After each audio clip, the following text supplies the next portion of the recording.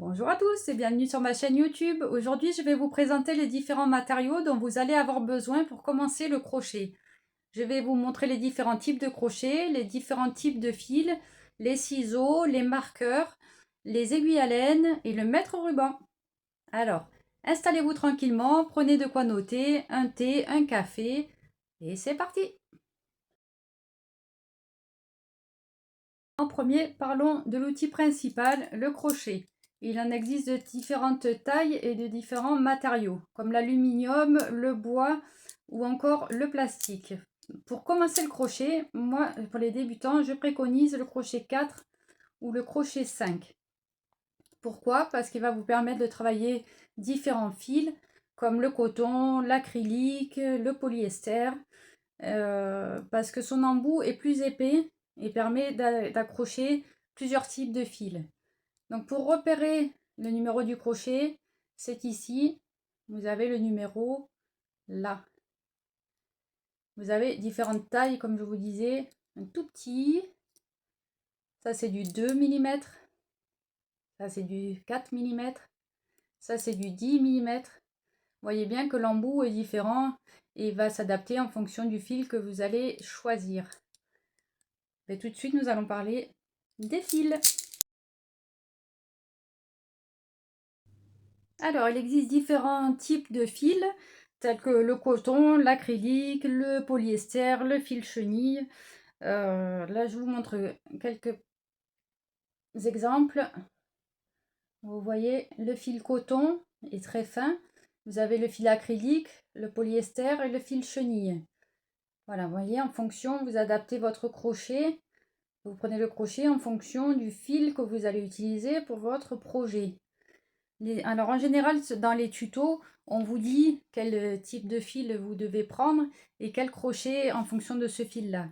Autrement, quand vous achetez une pelote de laine, vous avez sur l'étiquette la préconisation, ici, je vois pas bien, pardon, ici, sur le crochet, par rapport à la taille du crochet, ici, il préconise du 4 ou du 5.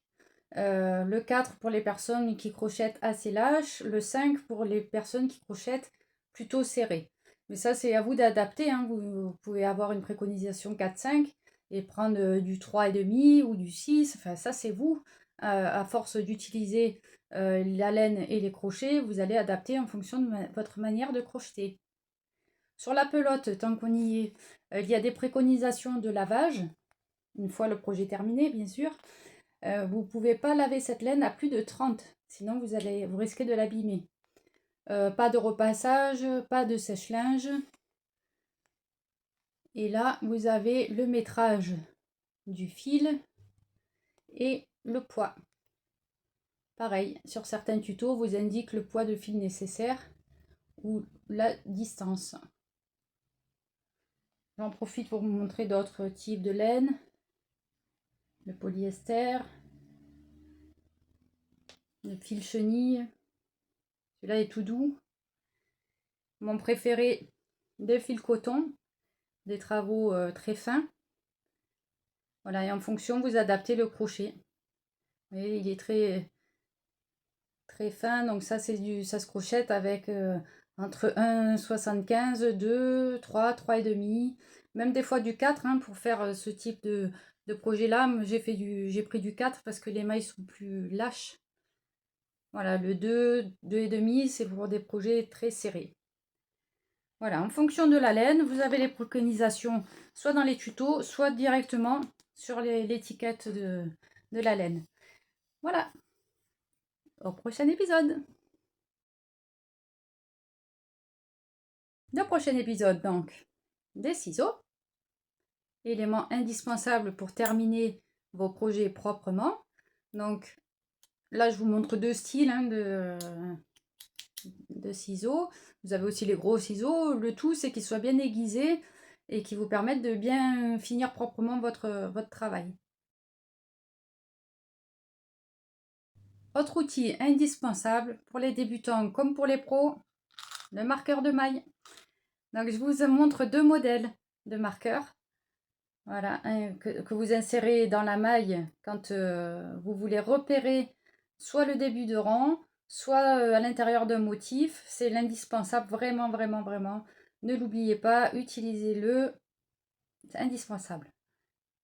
Voyez, moi je préfère celui-ci parce que il est très fin, alors que celui-là est plus épais, donc ça va étirer votre maille. Quand vous travaillez, le marqueur va bouger et risque de s'échapper du projet, alors que celui-ci, vous l'insérez dans la maille, vous fermez, et une fois fermé, il risque pas de partir, hein. Sauf si vous appuyez ici, bien entendu, et qu'il s'ouvre. Donc, indispensable, vraiment, vraiment, vraiment. On arrive au dernier outil indispensable et très utile, le mètre ruban. Pour pouvoir mesurer tout au long de votre ouvrage si vous êtes dans les bonnes tailles, à quel niveau voilà, vous devez arrêter votre projet. C'est un indispensable. Alors moi je suis ici, c'est le mètre de couturière qui s'enroule pour un rangement plus pratique. Voilà, donc c'est indispensable aussi pour les débutants comme les expérimentés. Allez!